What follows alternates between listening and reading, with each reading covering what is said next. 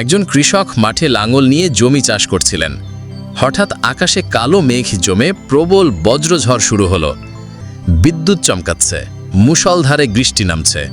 তখন সেই কৃষক আল্লাহর কাছে কান্না করে দোয়া করতে লাগলেন, হে আল্লাহ, তুমি যদি আমাকে এই বজ্রঝড় থেকে রক্ষা করো, তাহলে আমার বাড়িতে থাকা 2টি হাঁস তোমার রাস্তায় দান করে দেব। কিন্তু ঝড় থামছে না, বজ্রপাত আরও তীব্র হতে লাগলো। তখন কৃষক আবার বললেন, হে আল্লাহ, আমার খানারে 2টি মহিষ আছে, তাদের মধ্যে সবচেয়ে মোটা আর সুন্দর মহিষটা আমি তোমার রাস্তায় দান করব। শুধু আমাকে এই বিপদ থেকে মুক্তি দাও। এবার ঝড় ধীরে ধীরে শান্ত হয়ে গেল। কৃষক নিরাপদে বাড়ি ফিরে গেলেন। দিন গেল, রাত গেল, সপ্তাহ কেটে মাস হয়ে গেল, কিন্তু কৃষক সেই হাঁস কিংবা মহিষ কোনো দানই করলেন না। তখন গ্রামের মানুষজন তাকে জিজ্ঞেস করল, তোমার না আল্লাহর রাস্তায় হাঁস আর মহিষ দান করার কথা ছিল? এতদিন হয়ে গেল, কই দান তো করলে না?